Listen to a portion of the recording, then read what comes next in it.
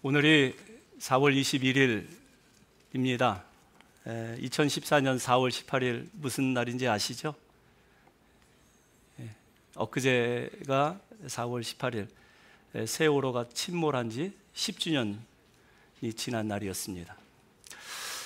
그날을 생각하면 참 4월이 잔인한 달이다라는 말이 실감이 됩니다.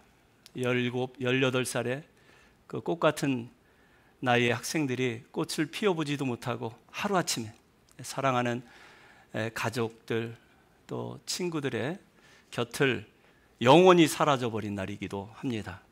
세월호가 침몰할 때 세월호 선장은 여러 번 선내에 방송을 보냈다고 하죠. 뭐라고 얘기합니까? 그가 대기하세요, 대기하세요. 그 자리에 꼼짝 말고 대기하세요. 아마 이 대기하라는 말만 하지 않았더라면 얼마든지 수많은 어린 생명들을 구할 수 있었을 것이다. 아쉬워하시는 분들이 참 많이 있습니다.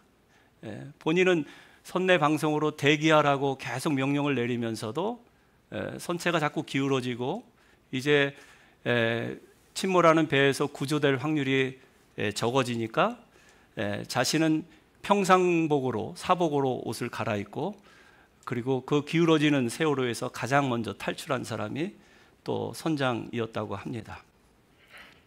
그것도 팬티만 입고. 원래 선장은 맨 마지막까지 선박을 지키며 배에서 가장 나중에 내리는 것이 일반적인 상식 아닙니까? 그런데 자기가 제일 먼저 탈출했대요. 그리고 이 탈출한 사람들을 인터뷰를 하는데 자기는 그저 평범한 승무원일 뿐이라고 선장임을 부인하는 모습들이 카메라에 포착되면서 국민들에게 엄청난 이 공분을 샀던 기억이 있습니다. 세월호 선장은 1심에서 여러 가지 제목으로 사형 언도를 받고 지금은 감형되어서 무기징역으로 복역 중에 있다고 합니다. 지난주에 이어서 우리는 계속해서 요셉의 인생 드라마 봄, 여름, 가을, 겨울 4계절로 나누어서 살펴보고 있습니다. 오늘은 여름입니다. 여름은 기온도 높고 또 활동량도 많기 때문에 우리로 하여금 정말 진땀을 빼게 하고 식은땀이 질질 등에서 흐르게 하는 그런 계절입니다. 요셉의 여름도 그랬습니다. 요셉이 형들에게 팔려서 애굽의 노예로 끌려갔어요. 이때 요셉의 나이 불과 17살이었습니다. 17살에 애굽에 끌려가서 30살까지 13년 동안 요셉은 바로의 친위 대장, 경호실장이었던 보디발의 그 소유로서 그 노예 생활을 하게 되죠. 우리가 다 읽지는 않았지만 39장 이 하반절에 가보면 요셉은 자기 주인 보디발의 아내를 겁간했다고 희롱했다라는 그 이유로 억울하게 또 감옥살이도 하게 됩니다. 이렇게 진땀 나는 이 옥살이를 하고 또 노예 생활을 했던 요셉. 이 요셉을 일컬어서 성경은 오늘 본문에 그가 형통한 자다 그렇게 기록을 해놓고 있습니다. 자, 39장 2절 말씀을 같이 한번 읽도록 하겠습니다. 여호와께서 요셉과 함께 하심으로 그가 형통한 자가 되어 그의 주인 애굽 사람의 집에 있으니 그의 주인이 여호와께서 그와 함께 하심을 보며 또 여호와께서 그의 범사에 형통하게 하심을 보았더라. 영어 성경으로 보면은 success, 그가 성공하였더라. 여호와가 함께 하심으로 말미암아 그가 무엇을 하든지 성공하였더라. God gave him success in everything he did. 그렇게 기록이 되어 있어요. 그리고 또 억울하게 옥살이 할 때도 마찬가지로 그가 형통한 자였다라고 기록을 하고 있는데요. 39장 23절 또 같이 읽습니다. 간수장은 그의 손에 막힌 것을 무엇이든지 살펴보지 아니하였으니 이는 여호와께서 요셉과 함께 하심이라. 여호와께서 그를 범사에 형통하게 하셨더라. 여기는 God gave him success in whatever he did. Everything he did, whatever he did. 요셉이 하는 모든 일을 하나님께서 형통하게 하셨고 성공하게 하셨고 그리고 whatever, 무엇이든지 요셉이 하는 일은 다 범사에 형통하게 하셨다. 그렇게 기록을 하고 있습니다. 그런데 여러분, 사실 요셉은 17살의 어린 나이에 꽃을 피워보지도 못하고 그렇게 사라진 존재입니다. 모든 것을 다 잃어버렸어요. 하루아침에. 형들에게 배신당해서 애굽의 노예로 팔려갔고, 이제 보디발의 소유가 되어서 자기의 의지와는 관계없이 돌아갈 수 없는 그런 형편 가운데 있었습니다. 사랑하는 아버지의 품에 돌아갈 수 없는, 아버지도 요셉이 이 맹수에게 찢겨서 죽은 그런 아들이라고 그렇게 단념을 했어요. 그러니까 사실은 요셉은 죽은 목숨입니다. 그런데 그러한 요셉, 17살 나이에 사랑받고 또 이 세상에서 정말 바라는 모든 것들을 소망하고 누릴 수 있는, 즐길 수 있는 그런 나이에 그는 모든 것을 다 잃어버린 상황 속에서 그가 형통했다라고 성경은 기록하고 있는 거예요. 그러니까 세상적인 관점으로 보면 요셉은 실패한 사람 맞습니다. 어떻게 보면 인생 다 끝난 사람처럼 보여요. 그런데 그가 형통한 이유, 그가 성공한 이유는 하나님이, 여호와께서 그와 함께 하심으로, 하나님이 그와 함께 하심으로 그가 형통했다라고 분명히 기록하고 있죠. 세상이 정의하는 형통, 또 성경에서 정의하는 형통과의 근본적인 차이가 있는 것입니다. 요셉은 다 잃어버렸는데, 세상의 모든 것들 다 바랄 수 없는 그런 절망 가운데 있는데, 딱 한 가지, 하나님은 그가 얻었습니다. 세상 모든 것 다 잃었는데 하나님만 찾았어요. 그리고 하나님이 내가 어떤 상황에 처해 있다 할지라도 나와 함께 하신다라는 사실을 믿었어요. 하나님이 때마다 일마다 자기에게 은혜를 베푸시고 또 자기를 사랑하심을 그는 믿었습니다. 그래서 이제는 어떠한 형편과 상황에 있다 할지라도 그 형편과 상황에 휘둘리지 않는 사람, 그리고 맡겨진 모든 일을 성공적으로 해내는 사람, 그가 바로 요셉이었다라는 것입니다. 그런데 어떤 사람은 하나님이 함께 하신다라는 이 믿음을 도박처럼 생각하는 사람이 있습니다. 내 상황이 자꾸 어려워지니까 하나님 한번 믿어보지 뭐. 성경에 분명히 구하라 그리하면 주실 것이요, 찾으라 그러면 찾을 것이, 문을 두드리라 그리하면 열릴 것이라 말씀하셨으니까 한번 기도해보지 뭐, 한번 구해보지 뭐. 어떤 사람은 아무것도 염려하지 말고 모든 일에 기도와 간구로 너희 구할 것을 감사함으로 하나님께 아뢰라. 아뢰라고 했으니까 한번 아뢰보지 뭐. 아니면 말고. 여러분, 이런 식의 기도를 하나님께서 들어 응답하실까요?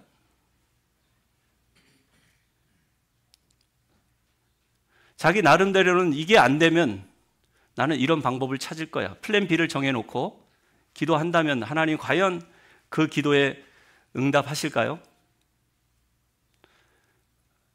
도깨비가 이 방망이를 휘둘러서 금 나오면 뚝딱, 금 나오면 뚝딱 하면 우리가 바라고 소원하는 것들이 다 이루어질까요? 우리가 경험해 봐서 알지만 대부분의 경우 하나님이 그런 기도 응답하지 않습니다. 그래서 우리가 답답함을 느껴요. 하나님 어디 계신지, 하나님 살아 계신지, 내 기도에 응답하시는지, 하나님의 부재를 느낄 때가 참 많이 있습니다. 저는 그래서 기도가 노동이라고 생각합니다. 기도가 쉽지가 않아요. 어쩔 때는 기도하면서 진땀을 흘릴 때도 있고 정말 식은 땀이 등에서 줄줄 흐를 때도 있습니다. 기도가 정말 힘든 노동이라고 생각할 때가 참 많이 있어요. 그러나 우리가 정직하게 하나님 앞에 엎드려 기도하고 눈물 뿌려 간구할 때, 우리의 모든 시선을 오직 주님께로 향할 때, 우리의 마음을 다 털어놓고 주님 앞에 마음을 쏟아낼 때, 그때 하나님께서 응답하심을 기억할 수 있기를 바랍니다. 그 응답은 하나님이 지금 나와 함께 하심으로 나타나는 거예요. 기도의 응답은 지금 하나님 내 기도를 들으시고 있다는 그 확신으로 증거를 삼을 수 있는 것입니다. 그러니까 기도는 신선한 노동이에요. 땀을 흘린 만큼, 우리가 눈물을 쏟은 만큼 하나님이 나와 함께 하심이 믿어져요. 여러분, 하나님이 여러분과 함께 하심이 믿어지면 그게 기도 응답 아니에요? 전능하신 하나님, 내 이성과 경험을 초월하시는 그 하나님이 지금 나와 함께 하시고 내 음성에 귀를 기울이시고 계신다는 사실을 여러분들이 확인한다면 벌써 기도는 응답이 된 것이죠. 여러분, 참으로 우리 주님이 여러분의 구세주가 되고 또 여러분의 인생의 주인인 이유가 무엇입니까? 저는 그분의 진정성이라고 생각합니다. 하나님의 아들이 실제로 육신을 입고 이 땅에 오셨어요.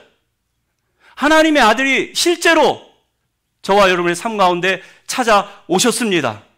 우리가 믿는 십자가도 실제로 육신을 입은 예수님께서 피범벅, 땀범벅이 돼가지고 십자가에 달려 죽으셨어요.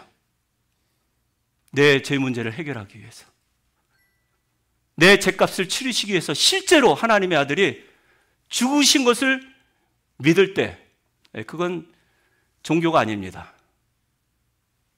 이거는 실제예요. 우리가 실제로 우리의 구세주, 우리의 인생의 주인임을 그렇게 믿는 거예요. 예수님 십자가에 죽으신 다음에 교회 안에 많은 기독 논쟁이 있었습니다. 도대체 예수님이 누구냐라는 것이죠. 많은 이단 교리들이 속출했는데 그 중에 대표적인 것이 가현설, 도세티즘이라고 해서 예수님의 십자가 죽음은 그렇게 보인다, 이 도케오라는 이 헬라어 단어를 써서 그게 실제가 아니라는 거예요. 어떻게 하나님의 아들이, 거룩한 하나님이 그렇게 무서운 십자가에서 비참하게 피 흘리면서 땀과 눈물을 다 쏟으시면서 그렇게 죽을 수 있냐? 그럴 수 없다라는 거예요. 이 도세티즘, 가연설은 당시에 유행했던 헬라적인 사고, 이원론이라고도 하죠. 일종의 흑백 논리인데 물질은 악하고 영혼은 선하다. 그러니까 이원 논리로, 이원론적인 사고로 하나님이 절대로 그렇게 육신으로 와서 죽으면 안 된다라고 그렇게 믿는 사람들입니다. 그러나 그럴듯하게 들리지만 실제로 예수님은 십자가에서 죽으셨고 저와 여러분의 죄 문제를 해결하기 위해서 피범벅, 땀범벅이 돼서 돌아가셨어요. 그런데 여러분, 이 초대교회 이단, 이 가연설을 지금도 신봉하는, 또 추종하는 사람들이 있습니다. 교회 안에 말로는 믿는다고 하면서 말로만, 행함이 전혀 없이 말로만 믿는다고 하는 사람이 있어요. 야고보 당시에 초대교회 이런 이단들을 보면서 야고보 사도가 뭐라고 합니까? 형제들아, 우리가 서로 사랑하되 말과 혀로만 사랑하지 말고 행함과 진실함으로 하자. 그리고 그는 행함 없는 믿음은 죽은 믿음이라고 단정짓기도 했어요. 여러분, 믿음이 있다면 반드시 행함으로 나타난다는 것입니다. 우리가 입술로 기도했다면 우리의 마음이 따라가야 하는 거고, 우리의 손과 발로 그 어려움에 처해 있는 그 형제, 그 지체를 도와줘야 하는 거고, 그리고 주님 앞으로 그 사람을 인도할 수 있어야 한다는 거예요. 그게 믿음 있는 사람이라는 것입니다. 그러므로 여러분, 어느 시인의 고백처럼 삶이 여러분을 속일지라도 슬퍼하거나 노하지 마시기 바랍니다. 삶이 여러분의 모든 것을 다 빼앗아 간다 할지라도, 주위 사람들이 다 떠나간다 할지라도 괜찮아요. 요셉처럼 하나님이 함께 하시기만 하면 됩니다. 하나님을 얻었다면 이 세상의 모든 것을 사실은 다 얻은 거예요. 하나님이 어떤 형편에 있다 할지라도, 설령 여러분의 건강 상태가 지금보다 더 나빠지고 은행 잔고가 바닥이 보인다 할지라도, 설령 주위 사람들이 다 여러분들을 배신하고 또 그들로부터 여러분들이 왕따를 당한다 할지라도, 지금 하나님이 여러분의 기도를 들으시고 기도 중에 하나님이 함께 하심을 믿는다면 그 사람이 형통한 사람, 그 사람이 성공한 사람이라는 것입니다. 그렇다면 여러분, 오늘 본문에 하나님께서 함께 하심으로 형통한 사람, 구체적으로 어떤 사람일까요? 첫 번째, 맡기는 자입니다. 하나님께 모든 것을 다 맡기는 사람이에요. 오늘 본문 8절 말씀 다시 한번 읽어볼까요? 요셉이 거절하며 자기 주인의 아내에게 이르되 내 주인이 집안의 모든 소유를 간섭하지 아니하고 다 내 손에 위탁하였으니, 옛날 성경에 위임하였으니, 지금 보디발이 지금 이 종인 요셉에게 믿고 맡기는 거예요. 자기의 소유, 재산, 집안일, 반일 할 것 없이 다 믿고 맡기는 거예요. 감옥에 갇혔는데도 감옥의 간수가 요셉을 믿고 맡기는 거예요. 재반 업무를, 그 행정 일을 다 믿고 지금 맡기고 있는 거예요.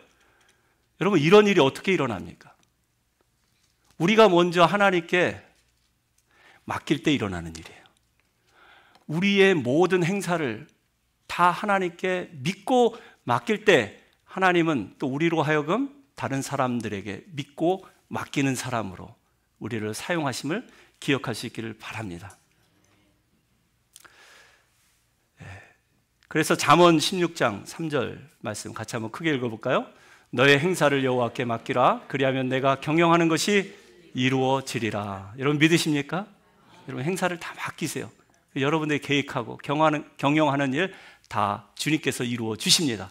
또 그 다음 말씀 같이 한번 또 크게 읽겠습니다. 베드로전서 5장 7절 너희 염려를 다 주께 맡기라. 이는 그가 너희를 돌보심이라. 여러분 염려도 주님 앞에 맡길 수 있기를 바랍니다. 그 다음에 마태복음 11장 28절 수고하고 무거운 짐진 자들아 다 내게로 오라. 내가 너희를 쉬게 하리라.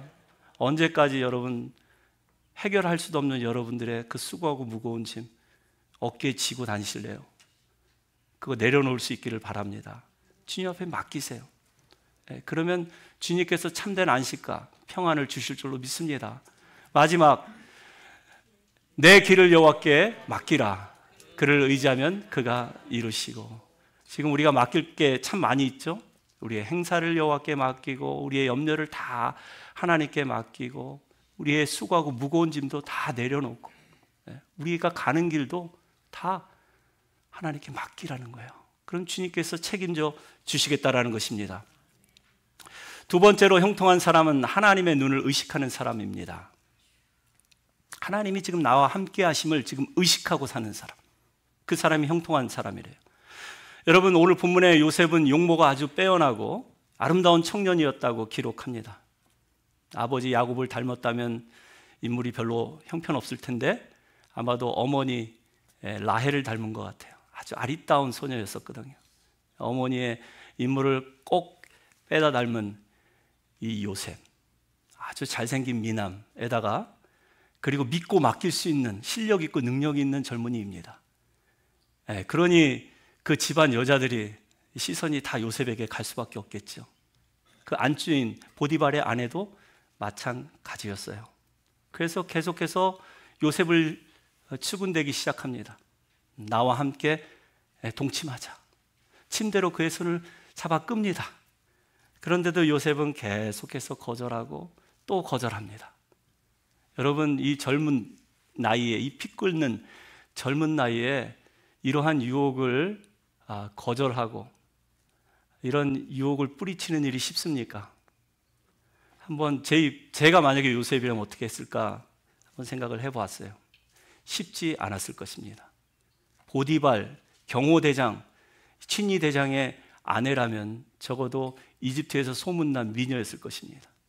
게다가 아주 부자에다가 이름 있는 집안의 그런 안주인, 굉장히 매력적인 그런 여자였을 거예요. 그런데 한 번도 아니고 여러 번 계속해서 나와 함께 동침하자 침대로 끄는 그 손을 뿌리치기는 쉽지 않았겠다. 만약에 요셉이 그 청을 받아들이고 그리고 함께 누웠다면 어떤 일이 벌어졌을까요? 성경은 더 이상 기록되지 않고 여기서 끝났을 것입니다.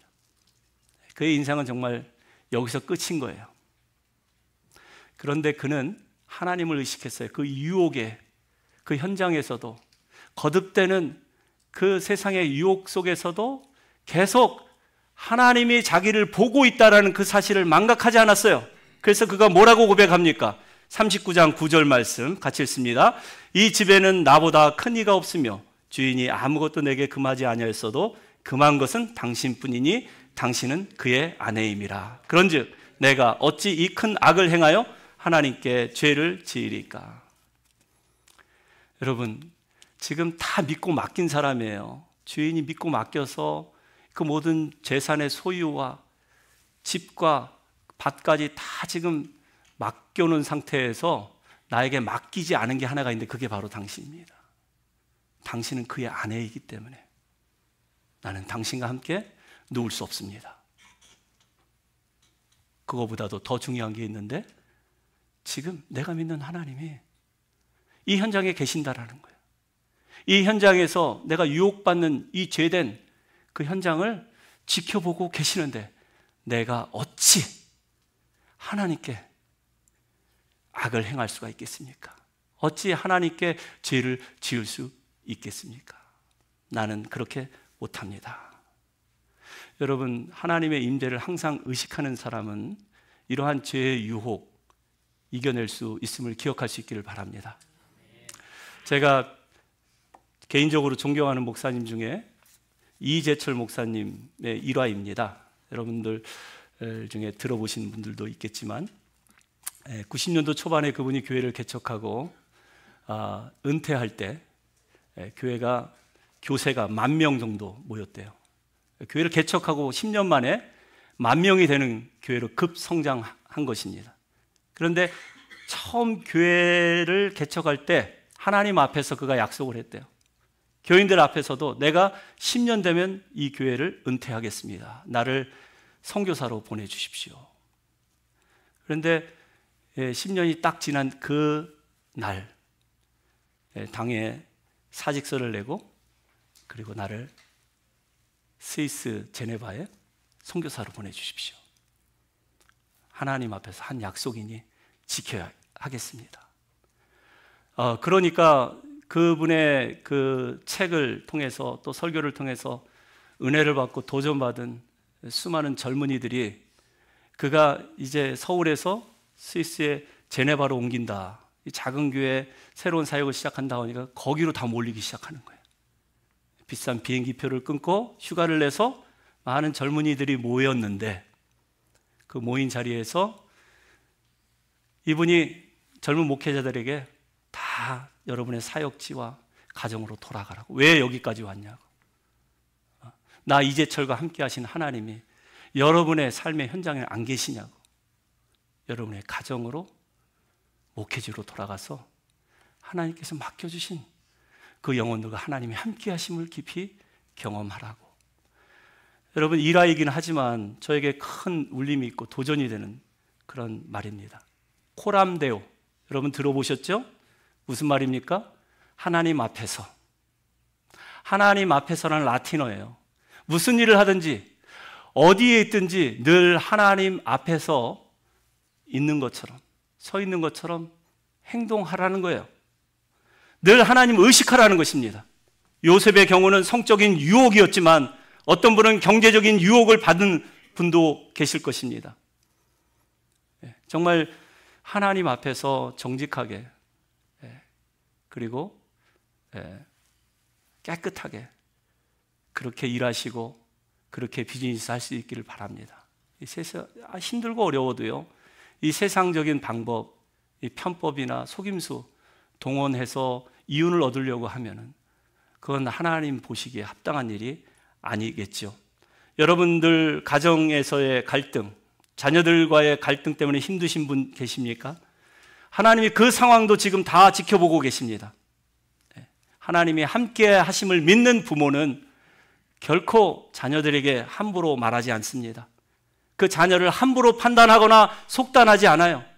내 자녀의 현재를 보실 뿐만 아니라 내 자녀의 미래까지 바라보시는 그 하나님은 무슨 말을 하실까? 어떻게 내 자녀를 교육하실까? 생각하면 내 감정대로 기분대로 함부로 현실 보고 판단하지 않게 된다는 거예요. 늘 언제 어디서나 하나님을 의식할 수 있기를 축원하여 드립니다. 마지막 세 번째로는 이제 죄된 자리를 피하는 자. 죄의 유혹을 받지만 그 자리를 피할 수 있는 자, 이 사람이 형통한 사람이래요. 12절에 보니까 그 여인이 보디발의 아내죠. 그의 옷을 잡고 이르되 나와 동침하자. 그러나 요셉이 자기의 옷을 그 여인의 손에 버려두고 밖으로 나가매. 자, 이 장면을 한번 여러분 연상해 보시기 바랍니다. 요셉이 지금 여러 번 유혹을 받는데 유혹받는 현장에서 나중에는 어떻게 해요? 옷을 벗기고 막 그냥 적극적으로 막 강제적으로 동침하자고 하니까 벗은 상태로 그 자리에서 피했다. 도망쳤다. 그러니까 자기 살려고 속옷 차림으로 배에서 빠져나간 게 아니라 죄 짓지 않으려고 끝까지 하나님 앞에서 죄 범하지 않으려고 죄와 타협하지 않았다라는 거예요. 그리고 그 죄된 현장을 도망치듯 피했다라는 것입니다. 여러분, 우리가 죄와 타협하지 않으려면, 이러한 상황에서 우리가 죄를 피할 수 있으려면요, 필요한 게 있습니다. 우리에게 좋은 습관이 필요합니다. 우리가 경건 생활이 좀 필요해요. 여러분, 다니엘은 세상이 바뀌고 정권이 바뀌어도요, 그는 하나님께서 70년 동안 그를 위대하게 사용하셨어요. 형통하게 하셨어요. 왜냐하면 그가 습관대로 하나님 앞에 기도했기 때문에. 그래서 다니엘서 6장 10절 말씀 같이 한번 읽어볼까요? 다니엘이 이 조서에 왕의 도장이 찍힌 것을 알고도 자기 집에 돌아가서는 윗방에 올라가 예루살렘으로 향한 창문을 열고 전에 하던 대로 하루에 3번씩 무릎을 꿇고 기도하며 그의 하나님께 감사하였더라. 왕의 도장이 딱 찍힌 그 조서를 지금 알고 있어요. 내가 기도하면, 다른 신 앞에 절하면은 사자굴에 던져진다는 사실을 알면서도 그는 전에 하던 대로 습관에 따라 하루에 3번 하나님 앞에 무릎을 꿇었다라는 거예요. 예루살렘을 향한 창문을 열고 예루살렘의 회복을 위해서 기도했다라는 것입니다. 여러분, 이렇게 습관적인 기도의 능력이 있어요. 사자의 굴에 던져진다 할지라도 하나님께서 그 몸이 상치 않도록 사자의 발톱과 이빨에서 보호하여 주심을 믿으시기 바랍니다.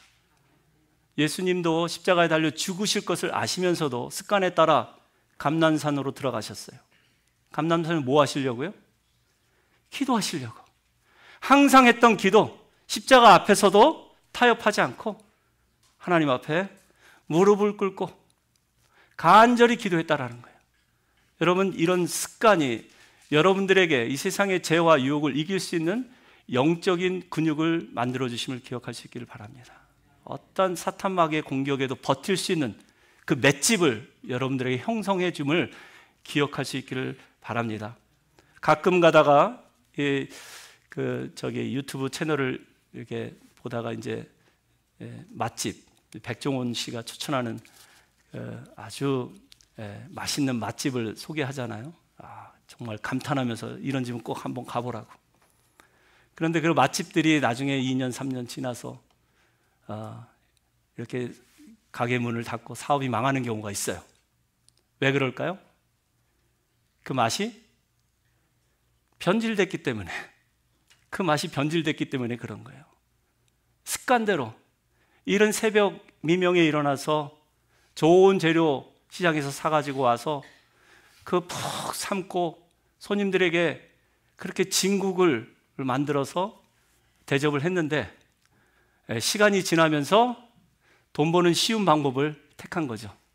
맛을 내는 방법을 터득한 거예요. 그래서 조미료도 섞고 이것저것 맛나는 그런 것들을 넣어서 맛만 내면 되는데 몸에는 해롭죠. 여러분, 마찬가지입니다. 우리가 유혹을 이기기 위해서는 유혹의 현장에서 빨리 피해야 합니다. 여러분, 죄된 유혹을 이길 사람은 아무도 없어요. 불에 대지 않으려면 불 가까이 가지 말아야 합니다. 우리가 죄를 이기려고 하지 말고 죄를 피해야 합니다. 요셉은 벌거벗은 몸이었지만 그 자리에서 도망쳤어요.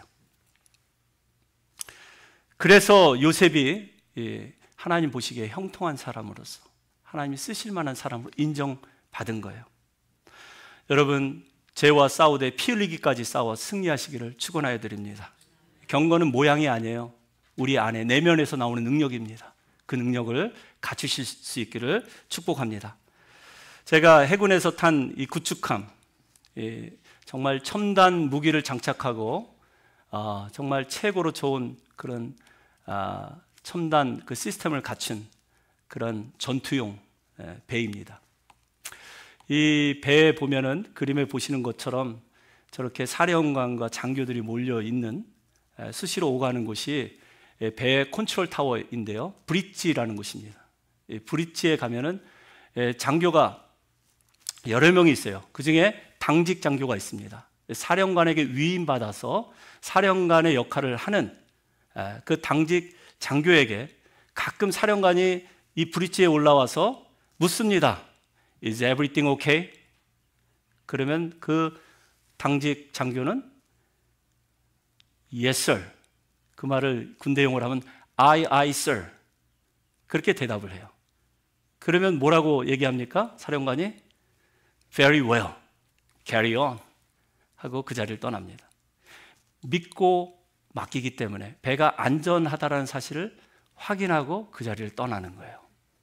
그 당직 장교도 마찬가지로 사병인 저에게, 여러분 믿기 어려우시겠지만 저도 마스터 헬름스맨이라는 라이센스를 가지고 있는 사람이에요. 이게 뭐냐면 배를 운전하는 조타수인데 믿고 맡길 수 있는 두 사람에게 마스터라는 자격증을 줍니다. 그러니까 위사시에 배가 출항하거나 또 입항할 때, 그리고 파도가 몰아칠 때는 Master Helmsman on the deck 하고 부르면, 호명하면 제가 달려가서 배 키를 잡아요. 저에게도 장교가 묻습니다. Is everything okay? 그러면 저도 aye, sir. 그러면 very well, carry on. 이 배의 운명이라 할 수 있는 키를 저에게 믿고 맡기겠다라는 것이죠. 여러분, 마찬가지로 하나님께서 우리에게 일을 맡기세요. 그 일을 누구에게 맡길까요? 믿고 맡길 수 있는 사람이 있어요. 그 사람에게 맡깁니다. 경험 없는 컨트롤 타워에서 상황을 파악하지 못하고 이 전쟁의 위기에서 항로를 함부로 결정하는 사람에게 위임하지는 않습니다. 사령관이. 믿고 맡길 수 있는 장교에게 자기의 권한을 위임해서 맡기고, 또 믿고 맡길 수 있는 사병, 조타수에게 배의 그 방향과 속도를 맡겨요. 마찬가지로 여러분 인생의 위급한 상황 가운데서 하나님 믿고 맡길 수 있는 저와 여러분 되시기를 바랍니다. 하나님 믿고 맡길 수 있는 사람은 오랜 경험, 훈련이 있는 사람이에요. 습관에 따라 기도할 줄 아는 사람, 습관에 따라 하나님의 말씀을 묵상하면서 하나님 말씀대로 살려고 노력하는 사람, 그 사람에게 하나님께서 여러분의 가정과 이 교회의 운명을 맡기심을 기억할 수 있기를 바랍니다. 세월호가 침몰한 원인이 무엇입니까? 무엇이 요셉처럼 아름다운 젊은 청춘을 침몰시켰을까요? 많은 원인이 있었겠지만 저는 먼저 세월호 선장의 무책임함, 그리고 무지함, 그리고 무감정, 자기의 딸과 아들과 같은 어린 청춘들이 다 물속에 저렇게 수장되는 것을 알면서도 자기 목숨 살겠다고 먼저 그렇게 배에서 탈출하는 그 사람은 정말 믿고 맡길 만한 사람이 아닌 것이었습니다. 하나님을 전혀 의식하지 않았어요. 그리고 죄와 현실과 타협했습니다. 사랑하는 성도 여러분, 여러분이 탄 배는 안전하십니까? 하나님이 함께 하심으로 안전하시기를 축원하여 드립니다. 우리가 탄 평안교회라는 배도 안전합니까? 하나님이 우리와 지금 함께 하신다면 모든 일이 다 형통하고 모든 하는 일이 다 성공적으로 마치게 될 것입니다. 그러므로 여러분, 어떤 상황과 형편 가운데서도 여러분의 탄 배가 지금 집채만한 파도가 몰려온다 할지라도 안심하시기 바랍니다. 여러분의 인생의 항로는 주님께서 이미 결정하셨어요. 그리고 믿고 맡길 수 있는 여러분과 함께 주님이 그 키를 붙잡고 계십니다. 안전하게 하나님이 예비하신 포구까지 우리를 인도하여 주실 줄로 믿습니다. 그렇게 형통한 인생 드라마를 써가는 저와 여러분 되시기를 주님의 이름으로 축원하여 드립니다.